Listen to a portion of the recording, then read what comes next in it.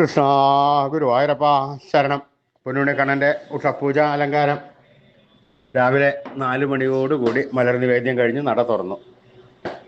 ശ്രീലകത്ത് നെയ്വിളക്കുകളെല്ലാം നല്ല പോലെ കത്തിജ്വലിച്ച് ശോഭിച്ചു നിൽക്കുന്നുണ്ട്. പൊന്നുണ്ണിക്കണ്ണൻ അതാ ശ്രീലകത്ത് പുഞ്ചിരിച്ച് നിൽക്കണം കേട്ടോ. ഇന്ന് ശ്രീ ഗുരുവായൂരപ്പൻ്റെ ആനോട്ടത്തിൻ്റെ മുന്നോടിയായുള്ള സഹസ്രകലശ ചടങ്ങുകൾ 1-ാം ദിവസം ഇന്ന് വൈകുന്നേരം ദീപാരാധനയ്ക്ക് ശേഷം തുടങ്ങുന്നതാണ്. ആ ഒരു സന്തോഷം നമ്മുടെ ഉണ്ണിക്കണ്ണൻ്റെ മുഖത്ത് കാണാം.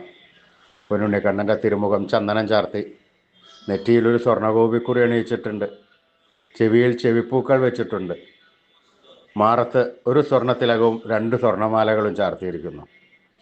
പൊന്നിൻ കിങ്ങിണി കെട്ടി പട്ടുകോണകമെടുത്ത് ഒരു വെളുത്ത പട്ട് ഞൊറിഞ്ഞെടുത്തിട്ടുണ്ട്. കയ്യിൽ ഓടക്കുഴലും താമരയുമുണ്ട്. സ്വർണ്ണ കിരീടം ചാർത്തി, കിരീടത്തിന്മേൽ 2 തിരുമുടിമാലകളും 2 വനമാലകളും ചാർത്തിയിരിക്കുന്നു. ആ പൊന്നുണ്ണിയുടെ സുന്ദരക്കുട്ടൻ്റെ ആ പുഞ്ചിരി തൂകിക്കണ്ട ഏതൊരു ഭക്തനും മോഹിക്കും ഒന്ന് ഓടിച്ചെന്ന് ആ കണ്ണനെ ഒന്ന് വാരി പുണരാൻ. അങ്ങനെ ആ നടൻ തുറന്ന സമയത്ത് അവിടെയുള്ള ഭക്തന്മാർക്കെല്ലാം ഇങ്ങനെ തോന്നിയിട്ടുണ്ടായിരിക്കാം. അവരെല്ലാവരും നാമം ജപിച്ച് അത് ആ കണ്ണൻ്റെ അടുത്തേക്ക് ഓടി ഓടിപ്പോകുന്നു. ആ സോപാനപ്പടിയിൽ നിന്ന് ആ കണ്ണനെ കണ്ണിറയെ കണ്ട് പ്രാർത്ഥിച്ച് ആ രൂപം മനസ്സിലേക്കൊന്ന് ആവാഹിച്ചിരുത്തി ആ കണ്ണൻ്റെ തൃക്കാൽക്കൽ വീണ് നമസ്കരിക്കണോ, പ്രാർത്ഥിക്കണോ. ആ കണ്ണൻ്റെ അനുഗ്രഹം എല്ലാവർക്കും ഉണ്ടാവും. സ്നേഹത്തോടു കൂടി നമ്മുടെ പൊന്നുണ്ണിക്കണ്ണനെ വിളിച്ച് പ്രാർത്ഥിച്ചു കഴിഞ്ഞാൽ കണ്ണന് നമ്മുടെ അടുത്തേക്ക് ഓടി വരാതിരിക്കാൻ പറ്റില്ല. അങ്ങനെയാണ് കണ്ണൻ്റെ സ്വഭാവം. സ്നേഹത്തോടു കൂടി നിങ്ങളെല്ലാവരും വിളിച്ചോളൂ, പ്രാർത്ഥിച്ചോളൂ. ആ പൊന്നുണ്ണിക്കണ്ണൻ്റെ രൂപം നമുക്കും നമ്മുടെ മനസ്സിലേക്കൊന്ന് ആവാഹിക്കുക. പൊന്നിൻ കിങ്ങിണി കെട്ടി പട്ടുകോണകമെടുത്ത് വെള്ളപ്പട്ട് ഞൊറിഞ്ഞെടുത്ത് കയ്യിൽ ഓടക്കൊള്ളും താമരയും പിടിച്ച് സർവാഭരണ ഭൂഷിതനായി ആ പുഞ്ചിരി തൂക്കി നിൽക്കുന്ന ആ ഉണ്ണിക്കണ്ണനെ എല്ലാവരും മനസ്സിൽ വിചാരിക്കൂ. ഒരു നിമിഷം കണ്ണടച്ച് നമ്മുടെ മനസ്സിലേക്കൊന്ന് ആവാഹിച്ച് അവിടെ കുടിയിരുത്തി ആ കണ്ണനുമായി കുറച്ച് നേരം സംവദിച്ച് ആ കണ്ണനൊന്ന് താലോലിച്ച് ആ കണ്ണനൊരു മുത്തം കൊടുത്ത് ആ കണ്ണൻ്റെ തൃക്കാൽക്കൽ വീണ് നമസ്കരിക്കാം.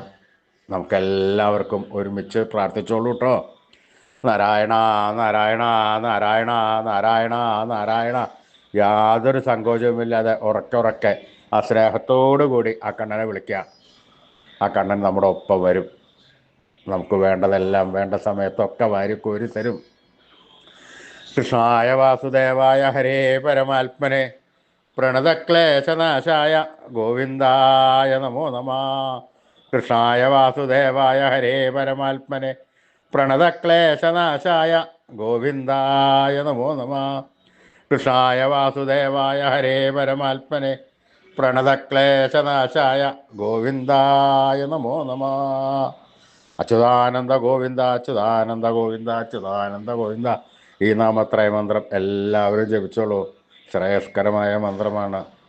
നമുക്കും നമ്മുടെ കുടുംബത്തിനും സന്തതി പരമ്പരകൾക്കെല്ലാവർക്കും ആയുരാരോഗ്യ സൗഖ്യവും സമ്പൽ സമൃദ്ധിയും സുഖ ഐശ്വര്യങ്ങളും ഉണ്ടാവാനുള്ള ഒരു അമൂല്യ നിധിയാണ് ഈ മന്ത്രം. ഋഷീശ്വരന്മാർ തലമുറകൾ കൈമാറി തന്ന മന്ത്രമാണിത്. ഇത് നിത്യവും ഉപാസിക്കുന്നത് അത്യുത്തമമാണ്.